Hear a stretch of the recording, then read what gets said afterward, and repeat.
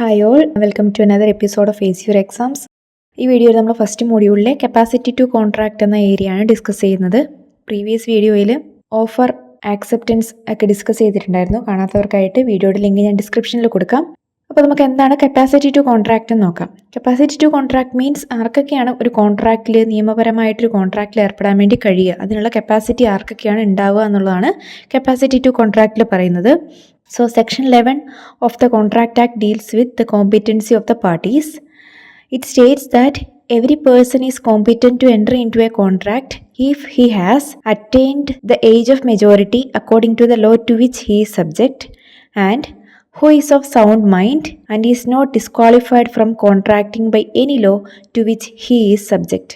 അതായത് Indian contract ആക്ടിൽ section 11 പ്രകാരം പറയുന്നത് every person is competent to enter into a contract if എല്ലാവരും കോൺട്രാക്റ്റിൽ ഏർപ്പെടാനായിട്ട് കോമ്പീറ്റൻ്റ് ആണ് ഇഫ് അവർക്ക് കുറച്ച് കണ്ടീഷൻസ് വെക്കുന്നുണ്ട്. ഒന്നാമത് പറയുന്നത് he has attained the age of majority, major ആയിരിക്കണം അല്ലെങ്കിൽ ഏജ് ഓഫ് മെജോറിറ്റിയിൽ എത്തിയിരിക്കണം എന്ന് പറഞ്ഞാൽ നമ്മൾ ഇന്ത്യൻ ലോ പ്രകാരം 18 വയസ്സ് കഴിഞ്ഞിരിക്കണം, മൈനർ ആവരുത് എന്നാണ് ഉദ്ദേശിക്കുന്നത്.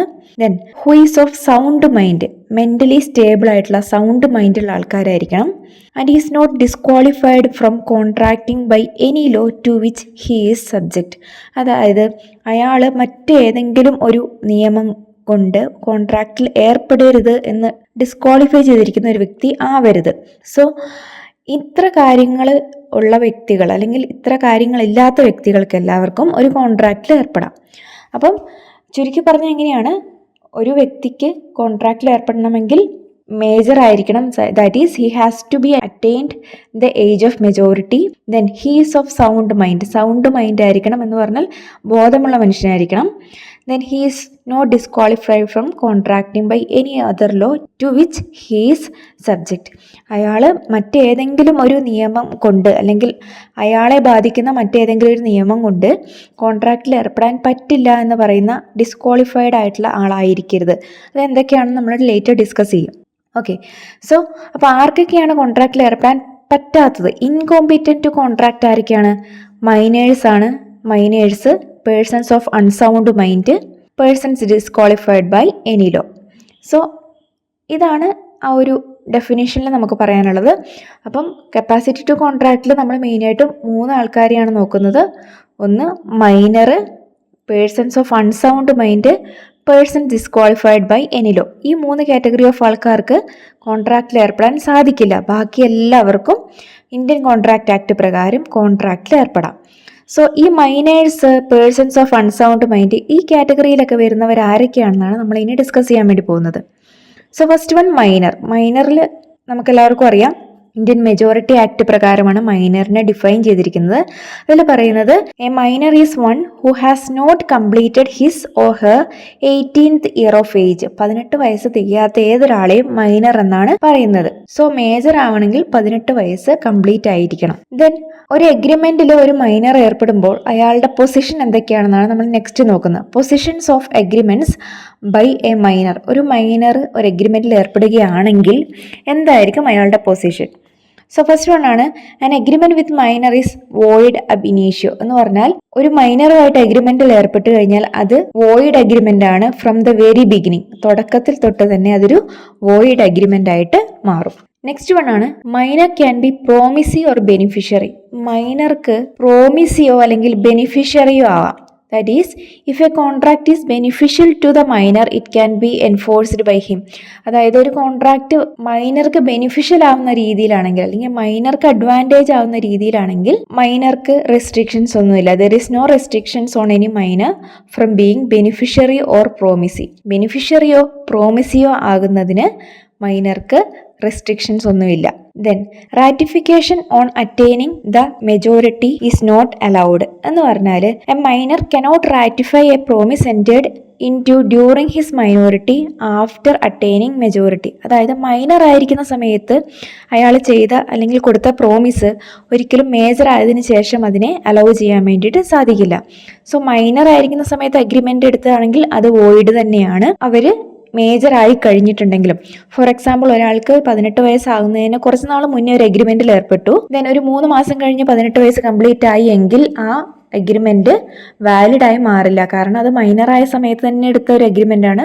അതൊരു വോയിഡ് എഗ്രിമെന്റ് ആയിട്ട് തന്നെ നിലനിൽക്കും. നെക്സ്റ്റ് വൺ ആണ് a minor cannot be asked to compensate or pay for any benefit received under a void agreement. ഒരു മൈനർക്ക് ഒരു വോയിഡ് എഗ്രിമെന്റിലൂടെ എന്തെങ്കിലും ബെനിഫിറ്റ് കിട്ടിയിട്ടുണ്ടെങ്കിൽ he is not liable for repay or compensate the same. അത് കോമ്പൻസേറ്റ് ചെയ്യാനോ അല്ലെങ്കിൽ അത് റീപേ ചെയ്യണോ എന്നുള്ള ലയബിലിറ്റി മൈനറുടെ മേളിലില്ല.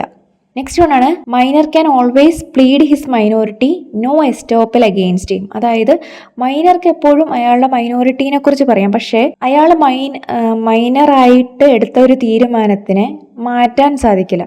അതായത് ഒരു വ്യക്തി മൈനർ ആയിരുന്നു, അവര് മേജർ ആണെന്ന് തെറ്റിദ്ധരിപ്പിച്ചുകൊണ്ട് അല്ലെങ്കിൽ 18 വയസ്സ് തികഞ്ഞു എന്ന് തെറ്റിദ്ധരിപ്പിച്ചുകൊണ്ട് മറ്റൊരാളുമായി കോൺട്രാക്റ്റിൽ ഏർപ്പെട്ടു. ഓക്കെ, ദെൻ അയാൾക്ക് എന്തെങ്കിലും നഷ്ടം വന്നിട്ടുണ്ടെങ്കിൽ, മൈനർക്ക് എന്തെങ്കിലും നഷ്ടം വന്നിട്ടുണ്ടെങ്കിൽ, അല്ലെങ്കിൽ ആ കോൺട്രാക്റ്റ് വോയിഡ് ആണെന്ന് പറഞ്ഞുകൊണ്ട് മൈനർക്ക് അതിൽ നിന്ന് എസ്കേപ്പ് ആവാൻ വേണ്ടി സാധിക്കില്ല. കാരണം അവര് ഫോൾസ്ലി അല്ലെങ്കിൽ തെറ്റിദ്ധരിപ്പിച്ചുകൊണ്ട് ചെയ്തൊരു കാര്യമാണ്. ഈ കേസിൽ മൈനർക്ക് എല്ലാ ലയബിലിറ്റീസും ഉണ്ടായിരിക്കും. നെക്സ്റ്റ് വൺ പറയുന്നത് minor cannot enter into a contract of partnership. ഒരു പാർട്ണർഷിപ്പ് കോൺട്രാക്റ്റിൽ മൈനർക്ക് ഏർപ്പെടാൻ വേണ്ടി സാധിക്കില്ല. Then minor can be an agent. ഒരു മൈനറിന് ഏജന്റ് ആയിട്ട് പ്രവർത്തിക്കാം. മൈനറിന് കോൺട്രാക്റ്റിൽ ഏർപ്പെടാൻ പറ്റില്ല എന്നേ ഉള്ളൂ, മൈനർക്ക് ഒരു ഏജന്റ് ആയിട്ട് പ്രവർത്തിക്കാം. Then he cannot be adjudged insolvent. ഒരു മൈനറിനെ ഒരിക്കലും ഇൻസോൾവെന്റ് ആയിട്ട് പ്രഖ്യാപിക്കാൻ പറ്റില്ല. ഇൻസോൾവെന്റ് എന്ന് പറഞ്ഞാൽ പാപ്പരാവുക, അല്ലെങ്കിൽ പണമില്ലാതെ തിരിച്ചടയ്ക്കാൻ പറ്റാത്തൊരവസ്ഥയിലേക്ക് എത്തുക, ലോൺ എടുത്തിട്ട് തിരിച്ചടയ്ക്കാൻ കഴിവില്ലാത്തവർ എന്നുള്ള രീതിയിൽ ഇൻസോൾവെന്റ് ആയിട്ട് അവരെ പ്രഖ്യാപിക്കാൻ പറ്റില്ല. അതിനുള്ള കാരണം എന്ന് പറയുന്നത് ഒരു മൈനർക്ക് ഒരിക്കലും ലോൺ കൊടുക്കാൻ വേണ്ടി സാധിക്കില്ല. സോ അങ്ങനെയുള്ള കേസിൽ ഒരിക്കലും ഒരു മൈനറിനെ ഇൻസോൾവെന്റ് ആയിട്ട് നമുക്ക് ജഡ്ജ് ചെയ്യാൻ വേണ്ടിയിട്ട് സാധിക്കില്ല. സോ ഇതാണ് മൈനറുടെ റൂൾസ് എന്ന് പറയുന്നത്. ഒരു എഗ്രിമെന്റിൽ മൈനർ ഏർപ്പെട്ടിട്ടുണ്ടെങ്കിൽ ഓരോ സിറ്റുവേഷൻ അനുസരിച്ചിട്ട് മൈനറുടെ പൊസിഷൻസ് എന്തൊക്കെയാണെന്നാണ് നമ്മളിപ്പോൾ ഡിസ്കസ് ചെയ്തത്. ആൻഡ് ലാസ്റ്റ് വൺ ആണ് a minor is liable for necessaries supplied or necessary services rendered to him.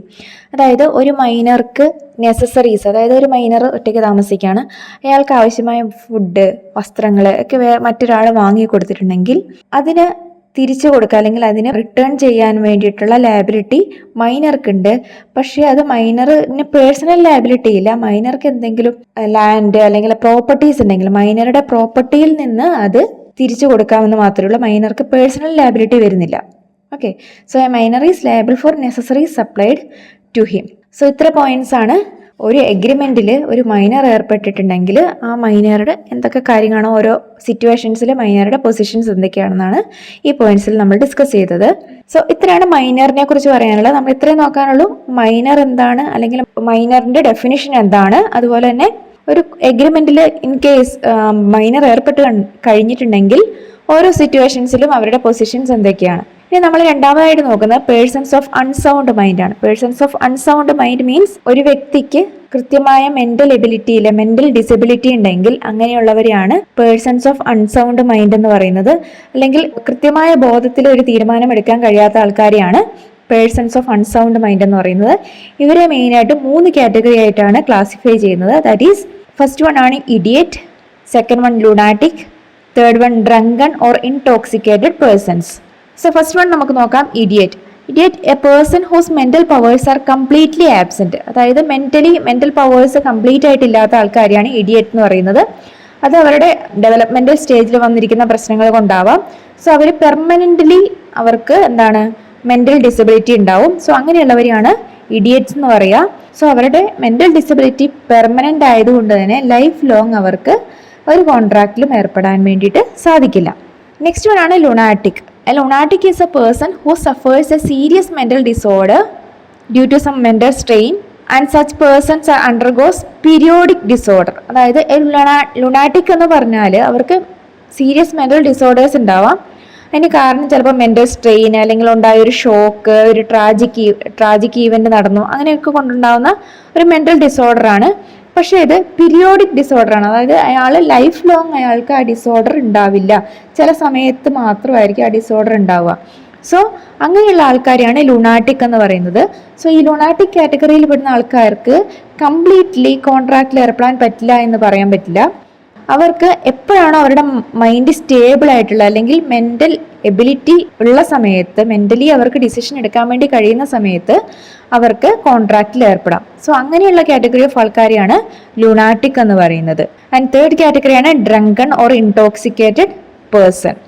Okay, a drunken or intoxicated person suffers from temporary incapacity to contract. Drunken intoxicated persons ഒക്കെ ഈ പറഞ്ഞ പോലെ തന്നെ temporary incapacity to contract ആണുള്ളത്. അതായത് അവരുടെ ഒരു drunken സ്റ്റേജിൽ അല്ലെങ്കിൽ മെന്റലി സ്റ്റേബിൾ അല്ലാത്ത ആ ഒരു സ്റ്റേജിൽ റാഷണൽ ജഡ്ജ്മെന്റ് എടുക്കാൻ പറ്റാത്ത ആ ഒരു സിറ്റുവേഷനിലൊക്കെ അവർക്ക് കോൺട്രാക്റ്റിൽ ഏർപ്പെടാൻ വേണ്ടിയിട്ട് സാധിക്കില്ല. പക്ഷെ അവർ മെന്റലി സ്റ്റേബിൾ ആയിട്ടുള്ള നോർമൽ സിറ്റുവേഷൻ ആണെങ്കിൽ അവർക്ക് കോൺട്രാക്റ്റിൽ ഏർപ്പെടാം. സോ ഇതാണ് പേഴ്സൺസ് ഓഫ് അൺസൗണ്ടിൽ മൈൻഡിൽ പറയാനുള്ള 3 category: idiot, lunatic and drunken or intoxicated persons. ഇനി തേർഡ് കാറ്റഗറിയാണ് persons disqualified by other laws. That is minor, persons of unsound mind, ഇവരല്ലാതെ മൂന്നാമതൊരു കാറ്റഗറി ഓഫ് പേഴ്സൺസിനും കോൺട്രാക്റ്റിൽ ഏർപ്പെടാൻ വേണ്ടി പറ്റില്ല. അവരാണ് persons disqualified by other laws. Persons disqualified by other laws എന്ന് പറയുമ്പം ഇന്ത്യയിലുള്ള മറ്റ് നിയമങ്ങൾ കൊണ്ട് ചിലപ്പോൾ കോൺട്രാക്റ്റിൽ ഏർപ്പെടാൻ പറ്റാത്ത ആൾക്കാർ. അതിൽ ഫസ്റ്റ് വണ്ണാണ് ഏലിയൻ എനിമീസ്. ഏലിയൻ എനിമീസ് എന്ന് പറഞ്ഞിട്ടുണ്ടെങ്കിൽ ഏലിയൻസ് എന്ന് ഉദ്ദേശിക്കുന്ന ഫോറിനേഴ്സിനെയാണ്. സോ ഇന്ത്യക്ക് ശത്രു രാജ്യമായിട്ടുള്ള, അല്ലെങ്കിൽ ഇന്ത്യ യുദ്ധത്തിൽ ഏർപ്പെട്ടിരിക്കുന്ന സമയത്ത് ആ രാജ്യത്തുള്ള ആൾക്കാരെയാണ് ഏലിയൻ എനിമീസ് എന്ന് പറയുന്നത്. സോ ആ ഒരു ശത്രു രാജ്യമായി നിൽക്കുന്ന സമയത്ത്, അല്ലെങ്കിൽ ഒരു വാർ നടക്കുന്ന സമയത്ത്, ആ ടൈം പീരീഡിൽ ഇന്ത്യൻ സിറ്റിസൺസിന് ഈ ഫോറിനേഴ്സുമായിട്ട്, ദാറ്റ് ഈസ് ഏലിയൻ എനിമീസുമായിട്ട് കോൺട്രാക്റ്റിൽ ഏർപ്പെടാൻ വേണ്ടിയിട്ട് സാധിക്കില്ല. സോ ഡ്യൂറിങ് ദ വാറിൽ നടക്കുന്ന എല്ലാ കോൺട്രാക്റ്റും വോയിഡ് ആയിരിക്കും. അതുപോലെ തന്നെ performance of the contract made before the outbreak of war will be suspended during the course of war. അതായത് ഒരു യുദ്ധം നടക്കുന്നതിന് മുന്നേ ഉണ്ടായിരുന്ന ഒരു കോൺട്രാക്റ്റ് ആണെങ്കിൽ ആ യുദ്ധം എപ്പോഴൊക്കെയാണോ നടക്കുന്നത് ആ സമയത്ത് ആ കോൺട്രാക്റ്റ് സസ്പെൻഡ് ചെയ്തിരിക്കും. അതിനുശേഷം വേണമെങ്കിൽ പെർഫോം ചെയ്യാവുന്നതാണ്. സോ അതാണ് ഏലിയൻ എനിമീസ്. സെക്കൻഡ് വൺ ആണ് ഫോറിൻ സോവറിൻസ് ആൻഡ് അംബാസിഡേഴ്സ്. അതായത് ഫോറിൻ സോവറിൻസ് അല്ലെങ്കിൽ ഫോറിൻ അംബാസിഡേഴ്സ് ഒക്കെ ഇന്ത്യയിലുണ്ടാവും. സോ അവർക്ക് ഇന്ത്യയിൽ സ്പെഷ്യൽ പ്രിവിലേജസ് ആണുള്ളത്. സോ ഇന്ത്യൻ കോർട്ടിൽ അവർക്കെതിരെ കേസ് കൊടുക്കാനൊന്നും സാധിക്കില്ല. സോ അതുകൊണ്ട് തന്നെ അവരുമായിട്ട് കോൺട്രാക്റ്റിൽ ഏർപ്പെടാൻ വേണ്ടിയിട്ട് നോർമൽ സിറ്റിസൺസിന് സാധിക്കുന്നതല്ല.